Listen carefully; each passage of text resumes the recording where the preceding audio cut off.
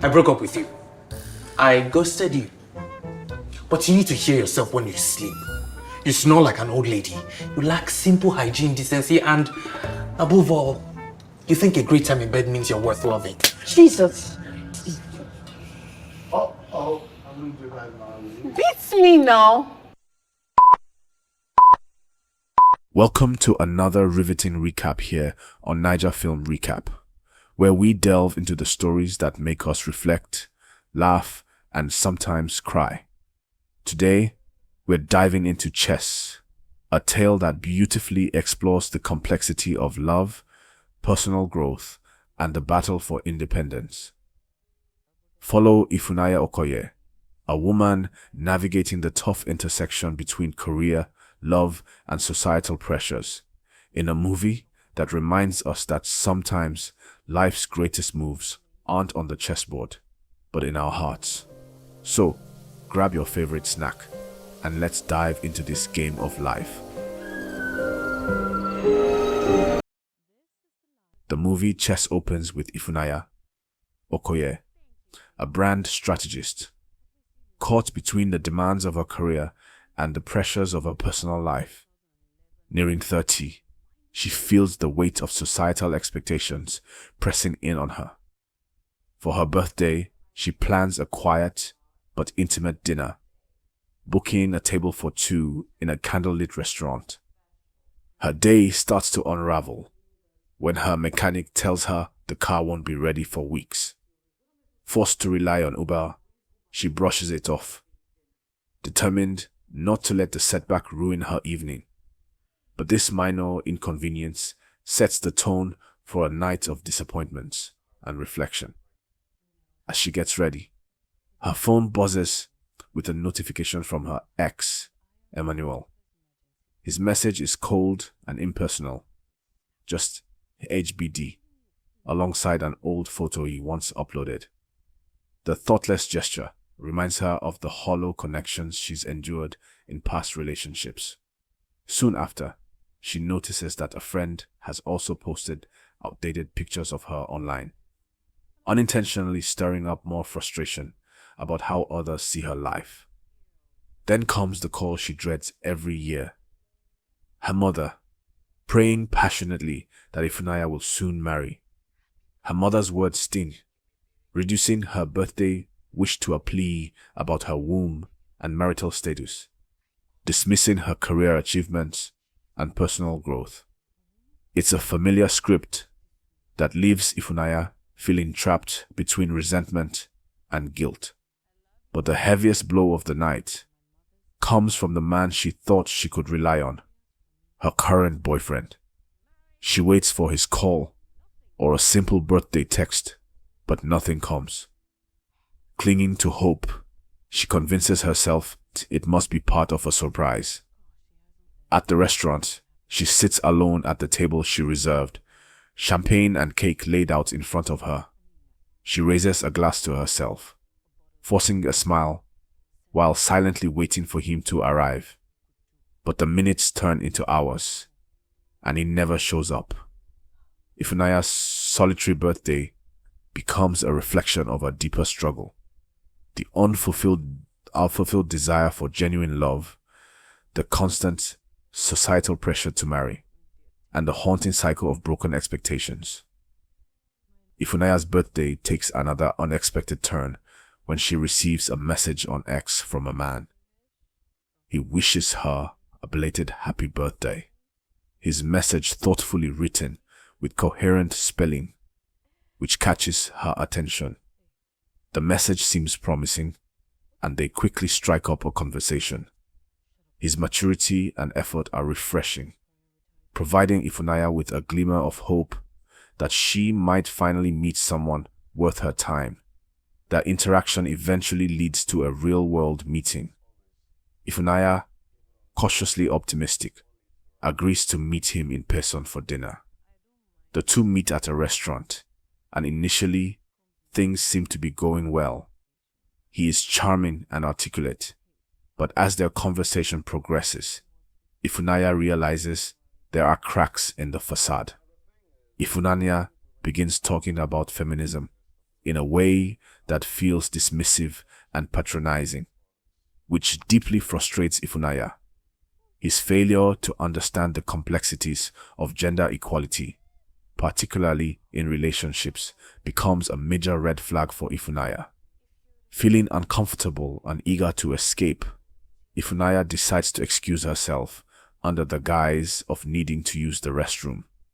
She steps away from the table, hoping to call her friend and have her pretend there's an emergency to give Ifunanya an excuse to leave. As she walks toward the restroom, she is surprised to see a man standing at the entrance.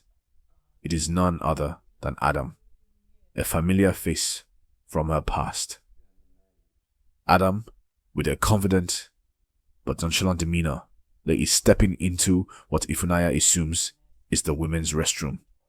He quickly corrects her, pointing out that it's actually the men's room. Ifunanya, embarrassed by her mistake, laughs awkwardly and quickly retreats into the restroom.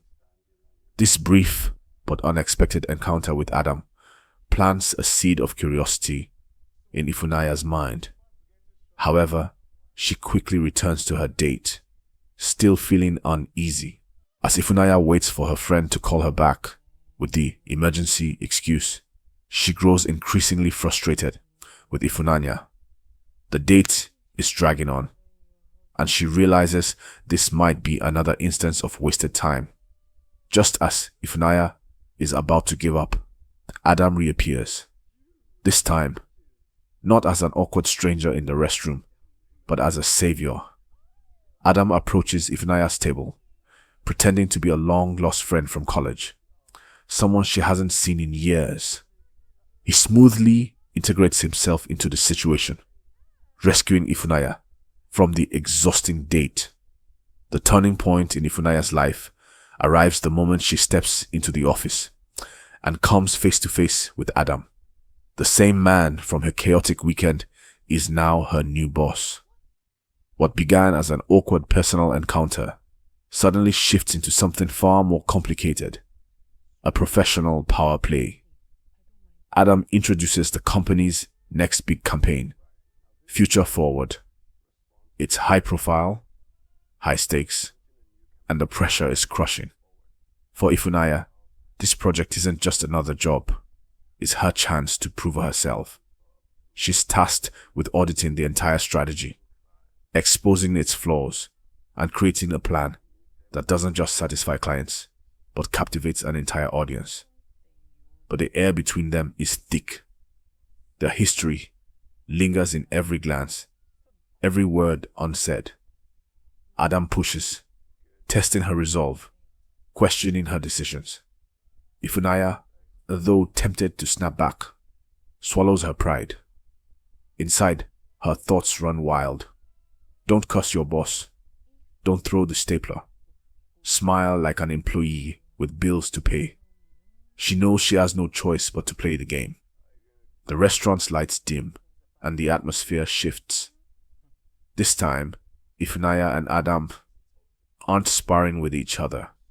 They're united, standing side by side before their client, the artist at the center of the Future Forward campaign. Ifunanya takes the lead, her voice sharp and assured. She paints a picture bigger than numbers and metrics. To her, this campaign is not charity. It is currency, a cultural movement that transforms the artist into more than a performer. It makes him the headline, the voice of youth empowerment, the face that speaks not only to fans, but to an entire generation hungry for change. Her words flow with conviction, beyond codes, beyond clicks, beyond temporary hype. She promises lasting impact.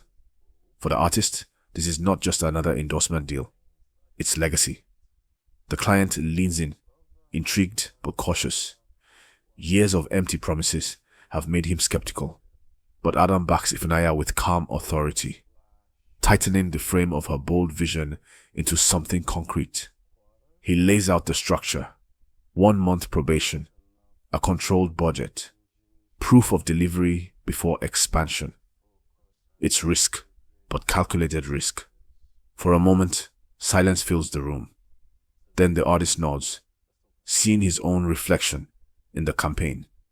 He realizes what Ifunanya has just done. She hasn't sold him a product, she sold him himself. Reborn, rebranded, and amplified.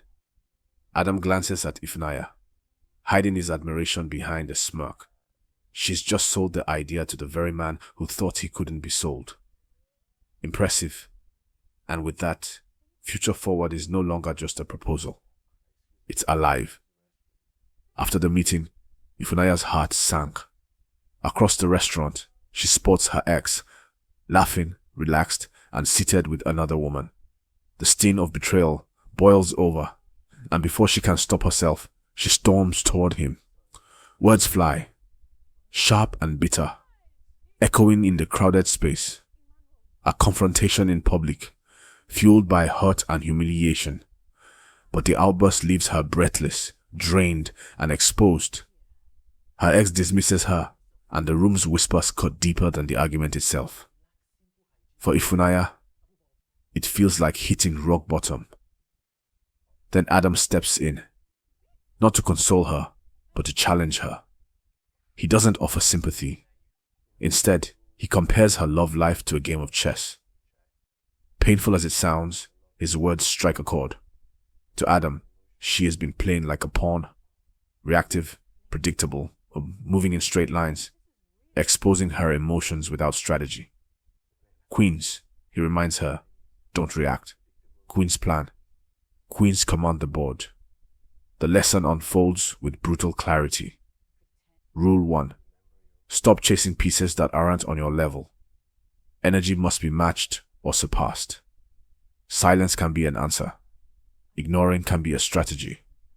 If a man says he doesn't want something serious, believe him. Don't campaign to change his mind. Rule 2. Test emotional depth early. If by day 2 he's still hung up on an ex, walk away. Everyone might be a little mad in Lagos, but accountability separates players from pretenders. Rule 3. Never overshare. Mystery is leverage. Keep a few tabs closed. Rule 4. Never end a bad date with sex. Pleasure without dignity is defeat. At first, the words feel like daggers, but beneath them, Ifunanya begins to recognize something else. Truth. She realizes she has been playing small, chasing validation, giving herself away too easily. Then comes a line that lingers long after the conversation ends. Your light is so bright, it would take a tsunami to put it out. For the first time, Ifunanya begins to understand her worth. What started as a humiliating encounter with her ex transforms into a turning point. The chessboard has reset, and she's no longer playing like a pawn. She's learning to move like a queen. The scene shifts again. Adam had always let chaos pile up. On his desk, in his feelings, even in his relationship with his daughter. And someone always had to clean it up. That was how Ifunanya found herself tidying his office one afternoon. Not for recognition, not for favor, but simply to create order, where there was none. But a small act of kindness backfired. Instead of gratitude, Adam snapped. He told her never to move his things again without asking. To him, it was intrusion. To her, it was nothing more than decency. That sting of rejection lingered, even as she buried herself back in work. Then came the dinners, the drinks, the teasing exchanges with Amari, her new client, the bloodline between work and something dangerously personal. He asked about her dreams, and for once she spoke freely. A book club for young girls, a quiet place filled with loud books and soft pillows.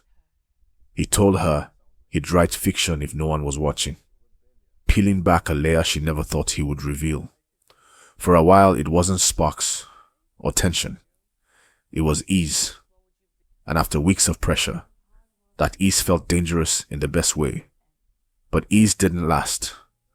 Amari's presence at her side was soon shadowed by Adam, a man who had once been mentor and now stood as critic. He accused her of being impulsive, of treating relationships like chess matches. He stripped her of dignity with words that cut deeper than he knew. And in that moment, whatever fragile bond she and Adam were building cracked under the weight of disapproval. As if that wasn't enough, the job at Blue Media arrived like a lifeline, the kind of opportunity most people would kill for. But she declined it, unsure if her choice was courage or fear. Her friend couldn't understand why. To them, she was throwing away gold. To her, the offer no longer sparked joy. She stayed where comfort was, even if comfort was confusion. At Future Forward, the pressure only mounted. Partners to secure, campaigns to launch, deadlines to meet. Every soft lead was turning into a hard weight on her shoulders. She masked it with ambition, but beneath the surface, she was stretched thin. Then came the final blow, a knock at her door from women she had never met. Amari's mother and wife. They came not with pleasantries, but with truth. Amari, the man she thought she knew, the man who promised her something real, was already married with children. She wasn't the first, just the most recent. Ifunaya's world collapsed. Every rejection, every snapped word, every broken promise converged in that moment. She cried, not just for Amari's betrayal, but for every time she had been made to feel like she wasn't enough. She wondered if something about her screamed to the world, "Don't take her seriously." Her mother's words cut through the darkness. She reminded her daughter that heartbreak was not the end, that peace would come, and when it did, the right man would see her fire and stay. Ifunaya held on to those words, fragile but firm. Yet, deep down, she was lost in a storm of pain and questions. And it was in this storm that Adam would find her again, raw, vulnerable, and on the edge of surrender. Adam shows up at Ifunaya's door carrying a weight that words can barely hold. He isn't there to gloat or reopen old wounds. He's there because he can't ignore what she means to him. With a voice heavy with regret, he admits that his failure wasn't in what he did, but in what he didn't do. He never protected her as a friend when she needed it most. Ifunaya resists at first. She reminds him that she made her choices and lived with the consequences. But Adam presses on, not to win her back, but to let her know she has always mattered to him. For once, he isn't playing games. He isn't asking for anything in return. He simply lays his heart bare. Later, while they were sharing a quiet moment, Adam reflects on a small gesture that changed everything. A note Ifunaya had left on his desk after cleaning his office. To her, it was playful. To him, it stirred memories of his late wife, who used to rearrange everything, and the silence that followed her passing. That single gesture made him notice Ifunaya in a way he couldn't admit then, forcing him to reconcile grief with new affection. For the first time, the walls between them begin to fall. Ifunaya realizes love isn't always about strategy or winning. Sometimes it's about stopping the game long enough to feel. Then comes the turning point. Adam asks if she's truly ready to take the job offer that will pull her away. She explains that after years of building, failing, and rebuilding, she deserves to try. But beneath her conviction is fear. Fear of losing what they've begun to build together. That's when Adam lays everything on the line.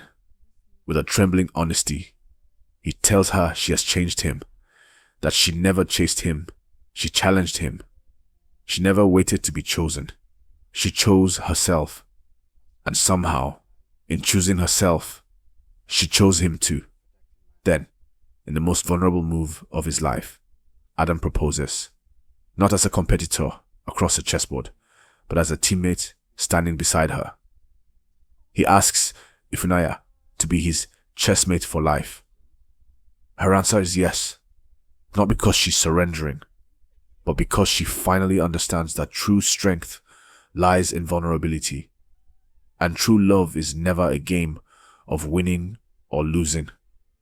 The film closes with the two of them, no longer pawns navigating heartbreak, but partners stepping into the future together. For Ifunanya, it is the final proof that she can love without fear and succeed without needing to prove herself. For Adam, it is the moment he learns that the greatest strategy of all is surrendering to love. And there you have it.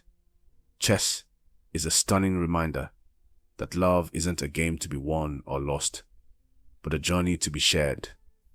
Ifunanya's journey from feeling like a pawn to recognizing her own strength as a queen is a story we can all learn from. It's not about waiting to be chosen, but choosing yourself. If you enjoyed this recap, don't forget to hit that like button, subscribe for more movie insights, and share this video with your friends. Let's keep the conversation going. Also, leave a comment below and tell us, how would you have played Ifunanya's game? Do you agree with her choices, or would you have made different moves? We'd love to hear your thoughts. And if you're craving more movie recaps like this one, click the notification bell so you never miss an episode. Until next time, keep moving forward in your own game of life. And remember, the best moves come from the heart.